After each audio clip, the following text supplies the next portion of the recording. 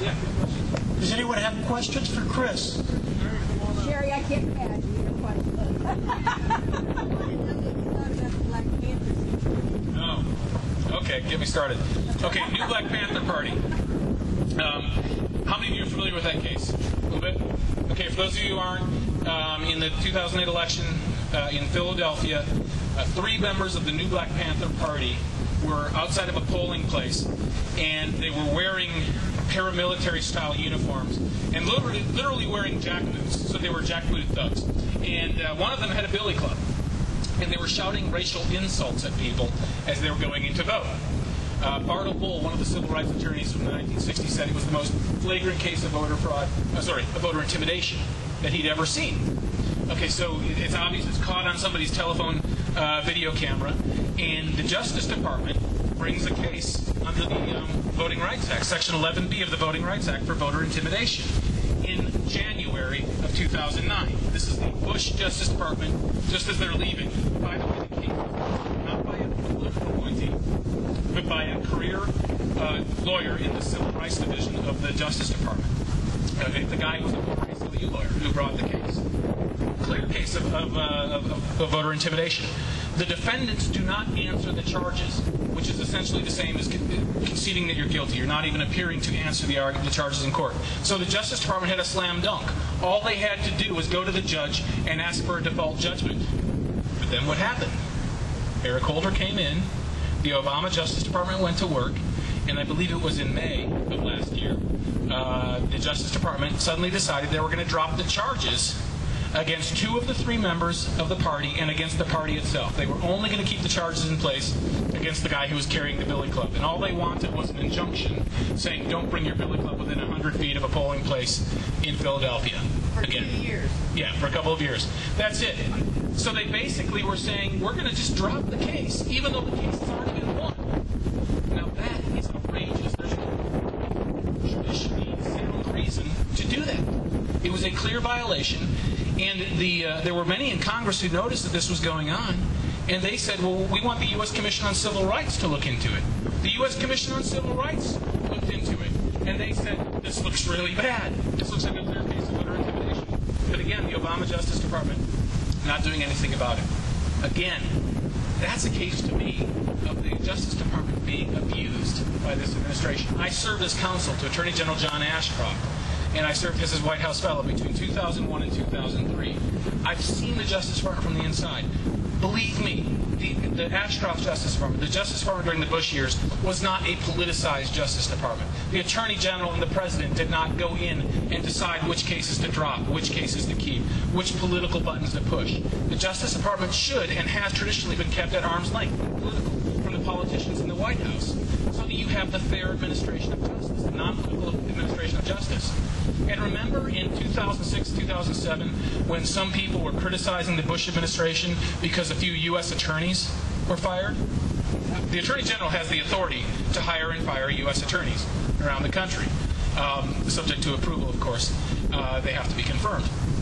But some people were saying, well, this is outrageous. He's got political, there are political motivations going on. Well, there are, of course, considerations where an Attorney General has to make sure that his agenda is consistent with the U.S. attorneys in terms of what kind of cases they want to put a priority on with the limited resources of prosecution.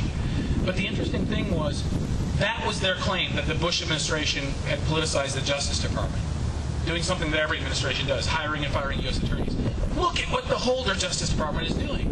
The new Black Panther case, the filing of a claim sometime in the future here against Arizona. What law does it break that mandate he was talking about where they wouldn't prosecute a black man if it was a white victim?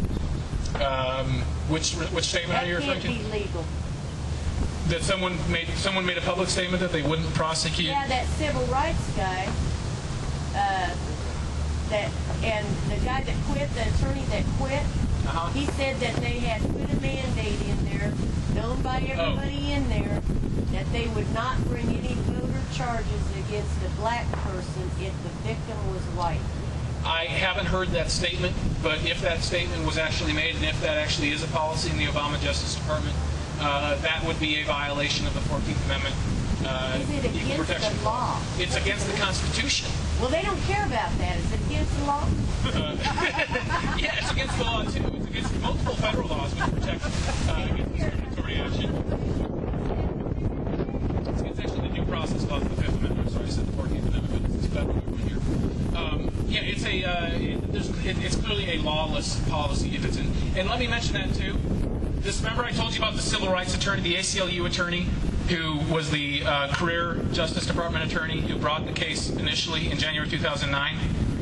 He was sent to one of the Carolinas, which in Justice Department terms is being sent to Siberia. He was taken and said, even though you've had your entire career here in Main Justice, the mothership, the main building in Washington, D.C., we are now going to send you into the hinterland, and you're going to finish your career out there, or you're going to spend your next few years out there. Now that is astonishing. That guy wasn't a political appointee of the Bush administration. He was a career Justice Department attorney and a former ACLU lawyer. But he didn't see the world the way the powers that be in the Obama Justice Department see it. See you later, is what they told him. So there are some things going on in this Justice Department that are deeply, deeply troubling. Any other questions? Yes, I have one back here. Excuse me. I'm just kind of curious, does anybody know that Obama actually has a green card? Well, he wouldn't need one because he's got his passport, but every time I crack a joke about this subject, I get in trouble, so I'm going to... You said you had bumper stickers. Do you have the one that has Obama on it? It says, excuse me, but it says "One Badass Mistake America"? I don't have that bumper sticker, although I have seen the t-shirt. It's a good one. Yeah. Has he done anything that we could impeach him on yet, or is he still kind of gliding? He breaks laws every day.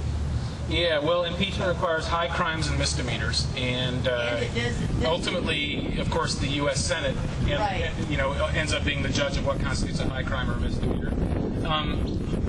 There's nothing obvious that fits that definition, even though he's clearly breaching the boundaries set by our U.S. Constitution. There isn't a high crime of, a president, defined as a high crime, of the president exercising unconstitutional powers.